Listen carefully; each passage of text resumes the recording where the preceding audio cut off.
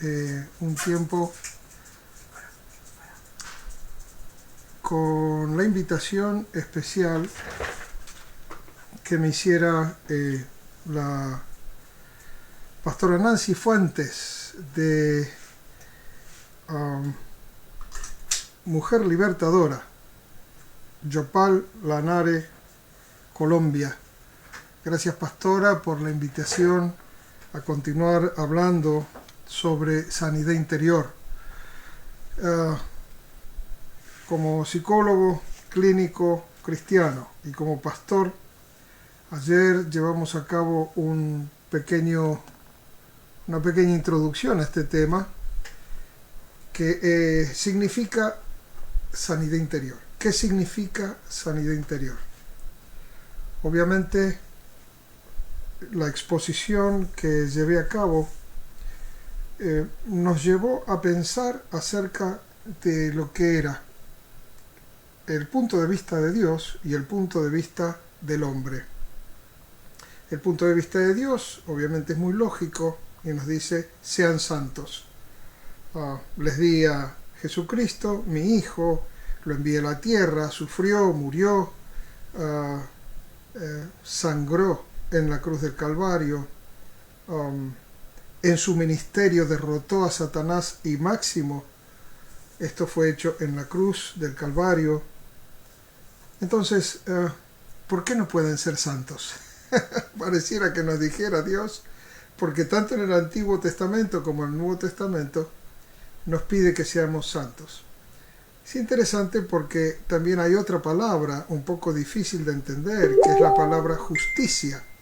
La palabra justicia es una palabra que en inglés es righteousness, que no se entiende en español, pero se entiende muy bien en inglés, porque la palabra justicia en inglés significa ser derecho o derechez, justicia, righteousness. Cuando se nos pide en la Biblia ser santo, ser perfecto, ser justo, lo único que se nos pide es que seamos derechos, que seamos, porque todo aquello que Dios promete, hay exactamente 1233 promesas en la Biblia donde Dios nos promete abundancia, Dios nos promete vivir bien, Dios nos promete estar libres de circunstancias difíciles, de problemas físicos.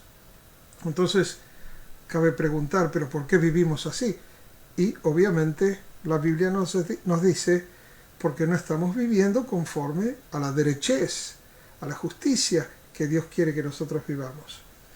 Y como decía yo en mi charla de ayer, con tanto tiempo que he podido atender a cristianos en mi consultorio, he podido entender que el problema es que vivimos una vida cristiana en la iglesia, pero no vivimos una vida cristiana afuera de la iglesia, en el hogar, con los hijos, con el cónyuge, con los amigos, con los negocios, con el trabajo.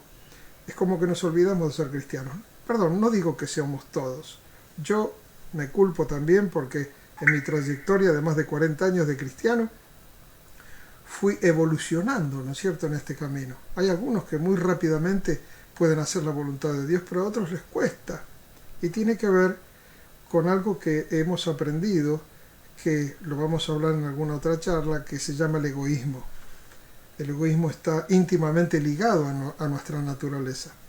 Entonces, este tema que con tanta inteligencia la pastora Nancy nos pide que llevemos a su grupo, y para mí es un honor poder compartirlo, terminamos de hacer esta pequeña introducción para la charla de hoy, donde habíamos terminado mirando de que si Jesús hizo la obra que hizo, llevó a cabo la tarea que llevó a cabo, él vino del cielo, él dejó su divinidad, se hizo una hormiga para poder decirle a las hormigas que, si se acuerdan la ilustración que di el otro día,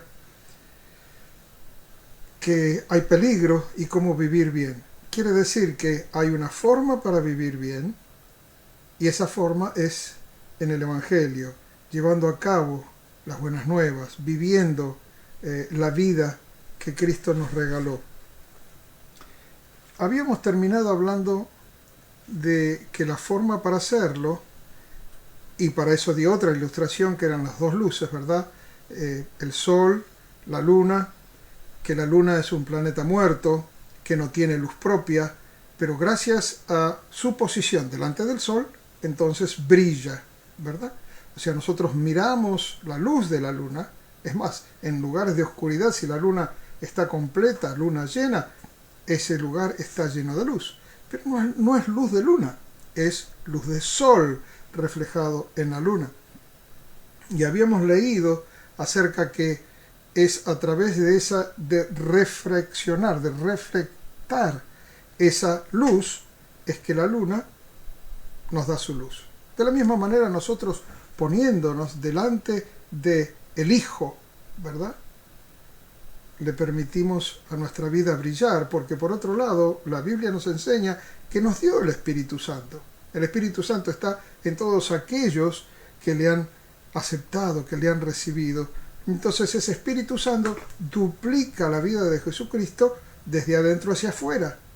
O sea, la única esperanza de gloria, dice Colosenses 1:27, es Cristo en nosotros. O sea, la palabra gloria, doxa, en griego, significa brillo refulgente de carácter. Dios, la doxa de Dios, la gloria de Dios, no es otra cosa que el brillo refulgente del carácter de Dios. Entonces, si nosotros vamos a tener brillo de carácter, va a ser porque la doxa de Dios, a través del Espíritu Santo, la única esperanza de gloria es Cristo en nosotros. El Señor en nosotros nos dirige, nos orienta, nos muestra. Lo único que tenemos que hacer es facilitar nuestros miembros. Como dice la Biblia, presentad vuestros miembros vivos en sacrificio. ¿Para qué? Para que sea el Señor el que conteste a todas las circunstancias y situaciones de la vida. Entonces, eso fue lo que habíamos hablado los otros días. Y entonces ahora yo quiero compartir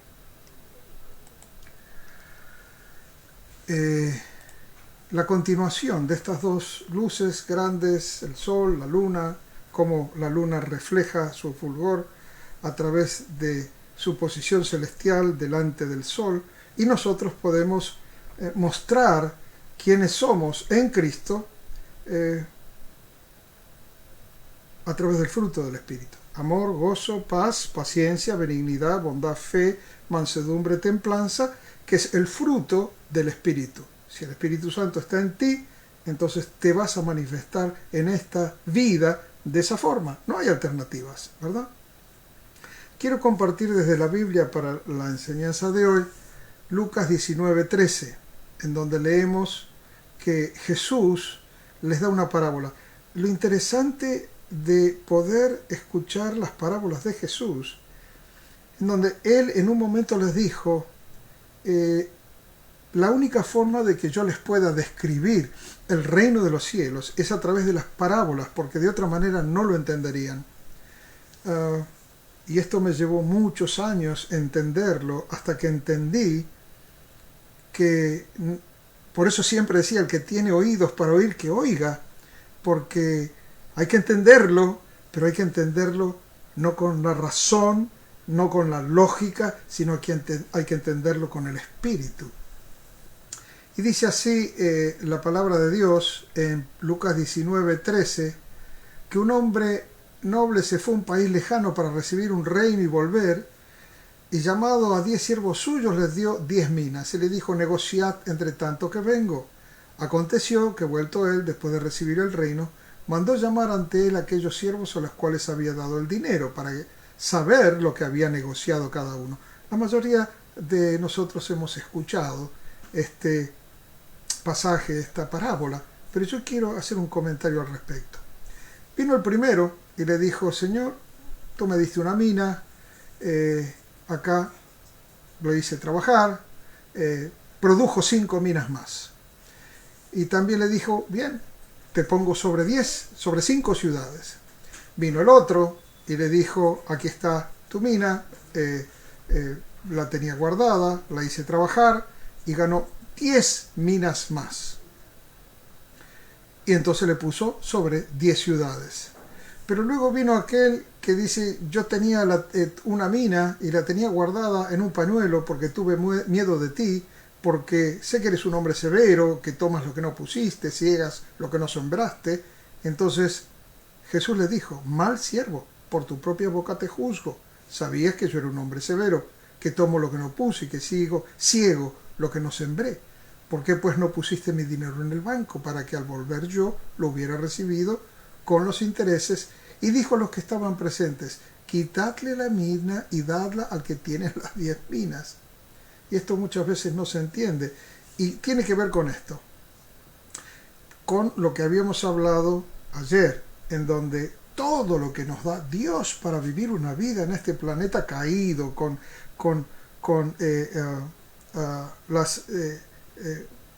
las pandemias, las locuras, las guerras, la problemática, lo que estamos viviendo hoy por la muerte de ese joven afroamericano, todo este problema de este planeta en llamas, y cómo Jesucristo llega y nos muestra la forma de no quemarnos con las llamas, ¿verdad? De poder vivir bien. Y nosotros nos caemos en problemas, circunstancias, dificultades, gritería. ¿Y cuál es la salida? El Espíritu nos ha sido dado sin medida. En Romanos 12:13 dice la Biblia, digo pues por la gracia que me es dada a cada cual que está entre vosotros, que no tenga más alto concepto de sí que el que debe tener, sino que piense de sí con cordura, conforme a la medida de fe que Dios repartió. Cuando yo voy al griego, en esta palabra, la palabra medida es 1 metro. Lo que Pablo está diciendo ahí es que Dios les dio la misma medida de fe a todos los que han nacido de nuevo. Quiere decir, mi querida hermana, mi querido hermano, que tú tienes la misma fe que yo, que tú tienes la misma fe que poderosos apóstoles de Dios, que tú tienes la misma fe de Pedro, de Pablo. Tenemos la misma fe porque la palabra nos dice que Dios nos dio a todos una medida, 1 metro de fe. O sea, una medida exacta, es como si fuera 1 metro a todos. No nos dio ni 1,5 m ni 98 centímetros, nos dio una medida exacta igual a todos. Esa medida de fe. A los apóstoles le hizo hacer grandes cosas, levantaban a los muertos, oraban por los enfermos y se levantaban. Tanta gente, no voy a nombrar evangelistas famosos que han hecho grandes cosas a través de la fe, pero esa fe la tienes tú, porque el Espíritu Santo llegó a tu vida cuando naciste de nuevo, recibiste el Espíritu Santo sobre tu vida. El tema es que quizás no lo hayas permitido ejercer la salida de adentro para afuera. La Biblia dice que cuando llegamos a este planeta nacemos muertos en nuestros delitos y pecados, ¿verdad? Todos hemos nacido muertos en nuestros delitos y pecados. ¿Y cuál es la cura para la muerte? La cura para la muerte es la vida, ¿verdad? La cura para la muerte es la vida. Y en Romanos 11:36 dice, porque de Él vienen todas las cosas, para Él son todas las cosas. Él es el camino, la verdad y la vida, y nadie viene al Padre si no es a través de Él.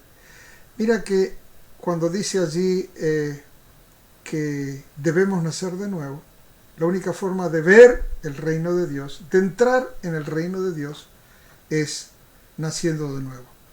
Él renuncia a sus atributos de divinidad, se convierte en un hombre, viene a este planeta, nos enseña cómo debemos vivir. Él habla sobre Satanás más que ningún otro en la Biblia, expulsa demonios, sana enfermos, enseñó sobre el reino de Dios y después nos dice a sus discípulos, vayan ustedes y hagan lo mismo. ¿Para qué? Para salvar a la gente, de este planeta, de cómo se vive en este lugar. Y bueno, muchos hemos recibido, hemos nacido de nuevo, hemos visto el reino de Dios, hemos entrado al reino de Dios, porque hemos aceptado el llamado del Señor. Y una cosa interesante que dice Jesús es que esta doctrina, la doctrina que yo les enseño a ustedes, y esto lo puedes leer en Juan 7:16, Él dice, esta doctrina, lo que yo les enseño a ustedes, no es mía, sino que es de aquel quien me envió. ¡Wow! Él se convierte del cielo, viene a la tierra, toma carne, vive entre nosotros y nos habla de cómo vivir en paz. Y que nos ha dado esa fe para vivir de la misma forma que vivió Él. ¿Qué pasa que no lo hacemos, verdad? ¿Falta fe? No, nos dio 1 metro, nos dio a todos la misma medida. Entonces será la carne, será las preocupaciones. Bueno, todas esas cosas se pueden dejar a un costadito y permitir que el Señor sea Él a través nuestro. El Señor nos pide que presentemos nuestro cuerpo en sacrificio vivo. Debemos permitir que el Espíritu Santo nos guíe. No podemos vivir en el reino como si estuviéramos viviendo en el mundo, porque en el momento que hemos aceptado a Jesucristo, vino el sello, dice que fuimos sellados con el Espíritu Santo de justicia.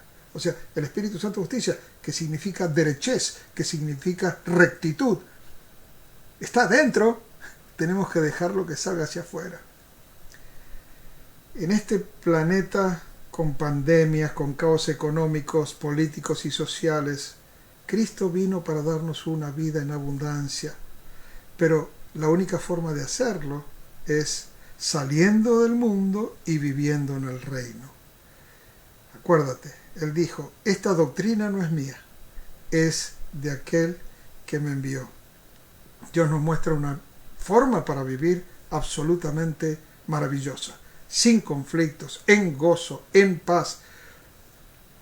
Pero para eso tenemos que vivirlo en el reino, tenemos que salir del mundo, tenemos que entrar y hacer una experiencia nueva de vida. ¿Qué esperas, hermana? ¿Qué esperas, hermano, para aceptar este desafío que nos hace el Señor?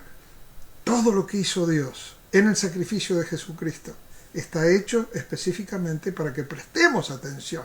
Si no había esa explosión de muerte en esa cruz horrible, nadie hubiese mirado, ¿verdad? Bueno, todo esto sucedió para que le prestáramos atención ¿a qué? A todo lo demás que habla la palabra de Dios, para que podamos de una vez y para siempre vivir en paz. Porque esa es la felicidad. La felicidad es paz. La gente dice, sí, yo ando buscando la felicidad. No se puede buscar, la felicidad es momento tras momento.